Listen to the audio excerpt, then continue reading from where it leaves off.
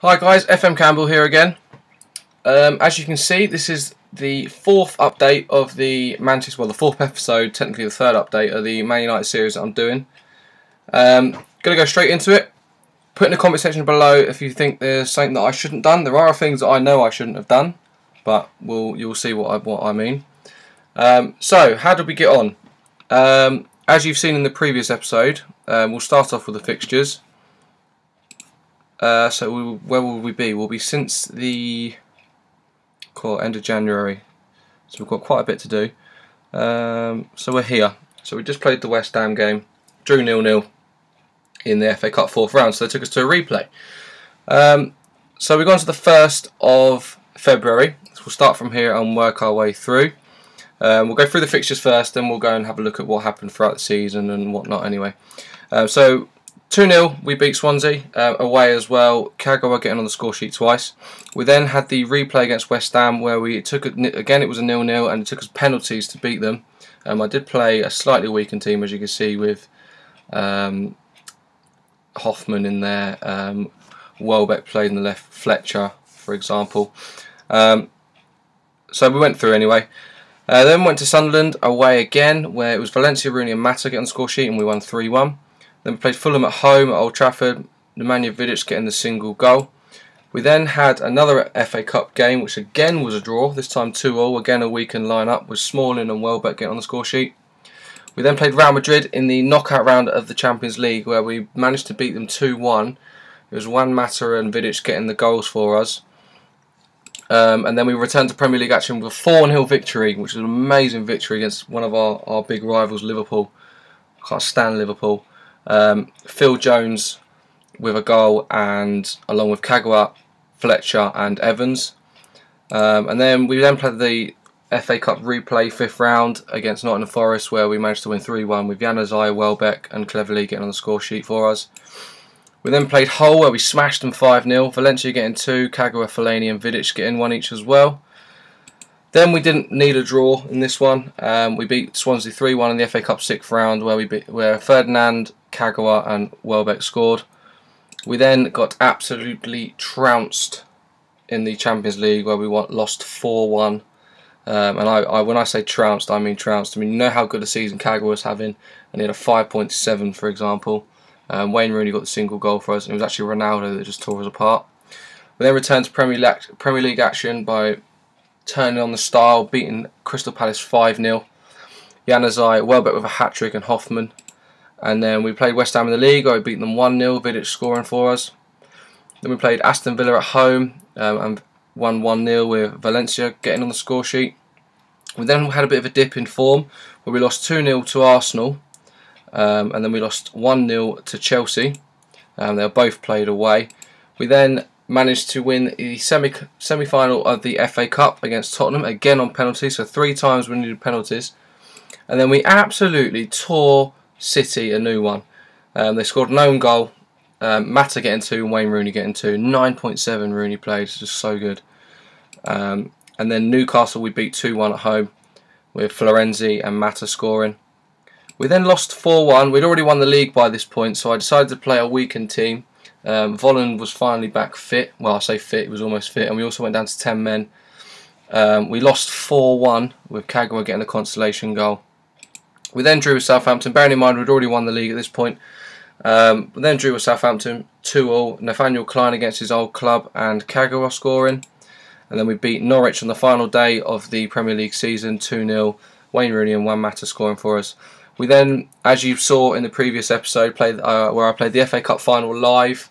We lost 4-1 against City after beating them 5-1 in the league. It just went all wrong, as you've seen. If you haven't seen the live game against the final, everything happens in this game. I can't illustrate what doesn't happen. Just check it out. The link will be in the description. But yeah, check that out if you want to watch the final live. It's not a long video, but it's a good watch. Trust me. Loads of debatable things. You'll see what I mean. So we lost in the final of the FA Cup. We were knocked out of the Champions League at the knockout round, unfortunately, but we got a tough draw against Real Madrid away in the second leg as well. And we smashed the league. I mean, if we go to the league now, We want the league. Where's league table? Where are we? Where are we going? I want the full league table stages. Right, so here it is. So we smashed the league. Look, we won by 10 points. Bearing in mind we had the 2 losses against Chelsea and Arsenal, and also a draw against Southampton. So you can imagine if we'd have switched it on, what we'd have won by. Cardiff, Palace, and Sunderland were the teams that were relegated, and the teams that came up were Huddersfield, who won the league on goal difference, believe it or not, but Bolton managed to get promoted anyway, along with QPR. So they're the teams that will be coming up to the Prem. So the big question is, what have we done in the window? It's been an up and down window. I've made some mistakes. Well, I say mistakes, misjudgments, and I've made some absolute bargain buys. I kind of wanted to try and invest in youth, but didn't in the end, and I just went for it in a lot of the buys. Basically, Bayern made a bid. Actually, we'll start off with the outs. So there's a lot of frees. Makeda's gone out on loan. Zaha's gone out on loan. Wilkie's gone out on a loan with a fee, which is good. So we're always earning. I let Rio Ferdinand go. Giggs go. I did decide to let Vidic go in the end. He's getting old, and at the time I had a replacement coming in. I'm actually gutted that I couldn't keep him. I did try to. It was obviously going on a free transfer anyway, so he wouldn't speak to me via a contract for ages and ages and ages. And Southampton generally pipped me to him. I offered him, I think it was 84 grand, I think, and he decided to go to Southampton. So that was that. So I was a little bit gutted about that, because he's one of my favourite players ever, Vidic, and he was captain as well. So then we let Tom Lawrence, Reece James, Sutherland, Jack Rudge, Declan Daly, Louis Rowley, Donald Love, Liam Grimshaw, Patrick McNair, all gone frees as well. They're all youth players. Quite interested to make a bit of money on as many players as I can. So Jack Barmby, trying to pronounce this now, Charlie Akan Gamini, Tyler Blackett, Marnik Vermeil, all went on loan. And look at that, I got rid of Bebe for $1 million, believe it or not. James Wilson, Jesse Lingard, Sam Byrne, Ben Pearson, Michael Keane, very good player, James Weir, Tom Thorpe, all out on loan. I then managed to get Tom Inson on a free, so I've sent him straight out on loan, so he's going to be a money maker, I think. He's normally quite a good player on this game. Galini, Harrop, Rothwell, Angelo Enriquez I decided to let go on loan, because I just feel like I only needed 3 strikers. But I did want to get him playing really, but I decided to let him go on loan. Pedro Obiang obviously come to the club after we signed him last season. I let him go out on loan as well. He's probably going to be a money maker. If not, I'll try and break him into the first team next year. Pugliese as well.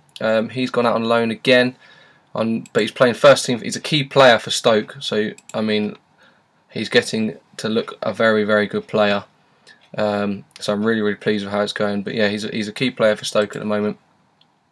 Matej Vidra, he's gone to our affiliate because I couldn't find anyone that would take him. Also out on loan. Petrucci and Fletcher, I let move on frees. Fletcher just needs to get off the wage bill. He wasn't very good. He's a star and a half. Injury problems. Pereira and Salafu also went to our affiliates, but they are paying the wages. And so did Sadie Janko. Dimitri Mitchell went out on loan. So did Varela. And yeah, so that's it. All of the loan players, the team is paying all of their wages. I'm not paying any of their wages because I want to save some money, and get some game time for them. So I was quite pleased with that. Nani, I managed to get £12 million for him. I was really happy with that. Although his value is going up, but I just weren't playing. He was worth £5 million, believe it or not. So for 12 million, over double. I was really pleased with, but I just wasn't playing him. I know you can make money on him sometimes, but he just wasn't hitting form, and I had players ahead of him. So Raphael, as you can see, 35.5 million. I was not planning on selling him, but all of a sudden it was Monaco, PSG, Bayern, and Real Madrid all came in with him for him. Bayern, Monaco, and PSG offered, I think it was about 22 million and 10 million and then 5. Was it 10 million? No, 5 million and 22 million over 48 months. But I wanted the full sum, and so I offered him out for 40, as you do, and Real Madrid come back with 35.5 million up front. So I was like, boom, taking that, absolutely hands down. Ben Amos I'd decided to let go as well. Wasn't playing him, just sat in the reserves, 500k. Anders Lindegaard as well, wasn't playing him. On our lot, he's on 35 grand, I think he was for me. Not playing for me. 1 million I managed to get for him. Javier Hernandez, no one wanted to buy him, and the only team that did want to buy him was Valencia, believe it or not, and they wanted to pay me 1 million and then 7 million over 48 months. So I would have got 1 million and had 90% transfer revenue, so I would have got 900 grand for him on the spot. So I've got a loan fee of 200 grand a month, a future fee of 15 million, but that's depending on whether they want to pay for it or not. And they're also paying all of his wages as well, so I'm saving and making a little bit of money on him. Valencia went for 10 million. I was quite happy with that. No one wanted him originally, so 10 million was pretty good. Who else did we let go? Tom Cleverley, he was worth 4 million. He went right down, I couldn't believe it. Just because I wasn't playing him, I think. Managed to get rid of him for 11.25, so again, a very good player to let go. And Patrice Evra, I should not have renewed his contract. It's as simple as that. Unfortunately, yeah, I mean, I think it was more because Silva just switched it on and I managed to get him for quite cheap that I just had to kind of push him out. But he's on loan at AC Milan, paying all of his wages, so depending on what they want to do, I think £1 million buyout if they want him on. So, but yeah, so I'm quite happy with the outgoings. A lot of the dead wood I've managed to get rid of. But we now move on to the incomings. Obviously, I told you about Tom Ince already. You know about Salafu joining us on a free. He's gone straight out on loan, and same with Vidra, straight out on loan. They're going to be money makers basically. Zivkovic has finally joined us. I've actually decided to keep him in the first team, and he is my second choice right winger. So I want to get him sort of working as soon as possible. And this is what I was saying. Bayern Munich came in with a bid for Marco Reus to renew his activate his release clause of 29.5 million. So I was like, I can't do it. I can't let Bayern get him. They've got blimmin' Lewandowski. I have to go for him. So 29.5 million up front. I just smashed it out. I just went for it. Got him. He's now my first choice attacking midfield left. If I play wingers. But the good thing about him is I can also play him in a couple of other positions as well. So I just went for him, and he's already worth 39 million. So whatever, if in the future I ever decide, you can't illustrate how good he is. Look at him, he's amazing. I then decided, because Valencia went Lucas Moura on the other side, managed to get him reasonably cheap. How much did we get him for? 16 million. So I was quite happy with that. Although he was worth about I think he was worth about 8 million at the time, so his value's gone up slightly, but I know he does become a really good player, so I'm quite looking forward to working with him. Then obviously, because we're going to actually get a big fee for Raphael, I decided to bring in Gino Peruzzi, straight replacement, straight first choice. Nathaniel Klein will still be second choice to him. He's the same ratings by my assistant as what Raphael was, apart from, I'll tell you now, he's not going to get half as many yellow cards as what Raphael did. The amount of games he was banned for. Then obviously, because Vidic and Ferdinand went, we then had only 3 centre-backs of Jones, Evans and Smalling. Ideally I wanted to bring in Varane or Hummels, but unfortunately they wouldn't come to me, and this was also another reason why I let Vidic go. Is my scouts were telling me I could get Varane for between 15 and 25 million, so I was loving life. But then he signed a new contract. I'm talking days after Vidic left, and I was making offers and offers, and they won't have enough, and I was going up to like 40 million. Hummels then just wouldn't speak to me, so I brought in Tin Jedvaj. He's a youth player. My first choice is probably going to be Jones and Evans. I'm going to try and renew my interest in some centre backs in January. Great at jumping, determination is very high. He's 18 years old. Look at them for 18 years old. 15 heading. Marking's 13, I'm going to work on that. Tackling's 14. Physicals are all there as well for an 18-year-old. He's 6'2" as well already. Only on 20 grand a week. And we signed him for 13 million, so I was quite happy with that. My friend gave me a phone call, and he was talking to me about an Arsenal save that he's doing, and he just wanted a box-to-box, strong, aggressive sort of centre midfielder. So I mentioned Sebastian Rode. and I happened to be playing at the time on the phone, so I looked at Sebastian Rowe, realised he was available on free. So I've signed him up straight away, and he's already worth 5 million. This was done on deadline day. I wanted to get him out on loan really, so he was getting first team football. But because he just joined that day, no one would really take him. So I've registered him. He's in all the teams and stuff. So it's just going to be cover for me at the moment. But I'm going to try and get these out on loan in January. So there's only September, October, November, December, 4 months or 3 months to go. So get him out on loan. Same with Will Hughes, £6 million. I know he's only 3-star, but for an English player, if I can get him out on loan, I'm telling you now, I'll get about 20 million for him in the future. I can promise you that now. He's one of them players to ignore the star ratings on. He's a very, very good player. Then Clement Grenier, 13 million. Couldn't let that go. This basically, I had loads of money left over because I wanted for Ronald Hummels, so I saved up for them. And I just saw these like little bargains. I was like, I can't let that go. So I wanted. This is all deadline day. This is done about 4 or 5 hours before the close. 13 million he went on the transfer list for. So I was like, I'm getting him. Don't care. Deep line playmaker as well. So he's if I do decide to keep him, he's a long-term carrot replacement. So I was quite happy with that. Oh, sorry, 12 million. And then look at this, 2.6 million for Khedira. Again, ignore his star rating. Straight up to 7.5 million value. So if I do decide to get rid of him, I'm going to be making sort of about 13 million profit at least. So although I've spent some money, I mean for well, let's do quick maths. For 20 million, I've got Road, Will Hughes, Grenier, and Khedira, and I reckon I'll get triple that ish. Pushing the boat out, but I reckon I could get around that easy. I mean, Rhodes joined. He's already worth 5 million. 23 years old. Loads of potential about him. So I'm quite happy with that. But yeah, they look very good. So I was quite pleased. So that's all I've done. Staff, nothing's gone out. Nothing's come in. Nothing's changed with that. How have we got on so far this season? We had a bit of a poor start. I think because a lot of players had come in. I don't control the friendlies. I let my assistant do it. We lost 2-1 to Man City in the Community Shield. Kevin Volland scoring for us. Then we lost 1-0 away at Swansea. And then we won 3-0, finally into winning ways in the league. Smashed Newcastle 3-0. Kagawa getting 2. This is Kagawa's first game of the season because he's taken a knot. Straight in, scores 2 goals. He's actually pushing Matter out of the team at the moment. I don't really know what to do. And Lucas Moura getting the other one. Then Wayne Rooney and Lucas Moura again scoring us in a 2-0 away victory at the Britannia against Stoke.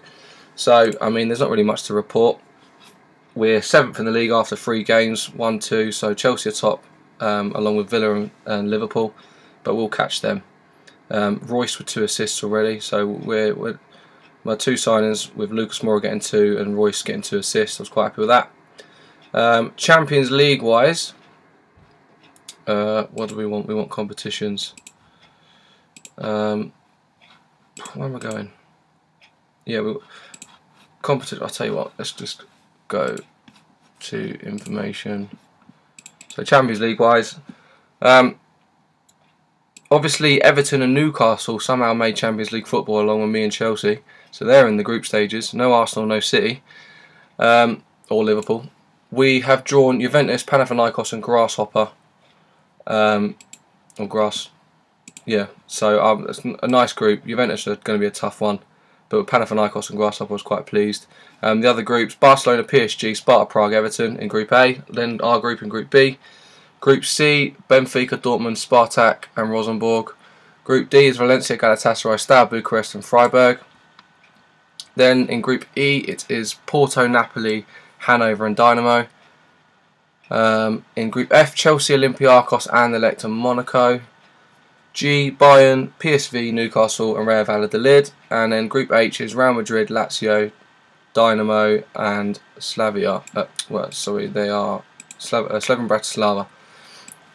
So that's all the groups. So I mean, looks like there's quite a few teams missing out of this. Where's Barcelona? Is Barcelona?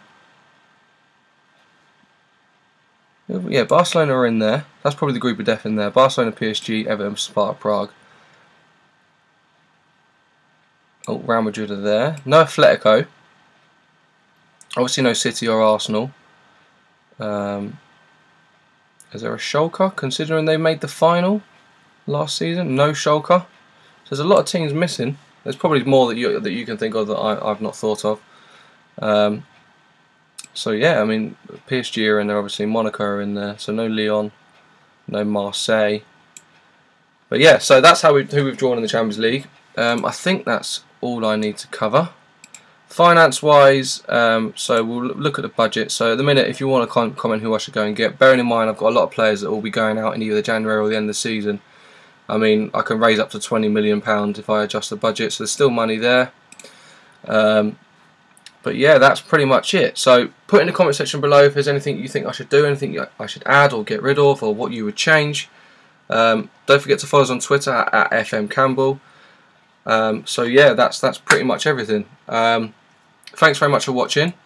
The next episode will be after, West will be January, so we'll be here after the Bolton game in the league. And we'll find out how we're getting in the Champions League and things like that as well. So we'll see you then for episode 4, or episode 5, sorry, update 4. Thanks very much for watching. You were listening to FM Campbell. I'll catch you later, guys.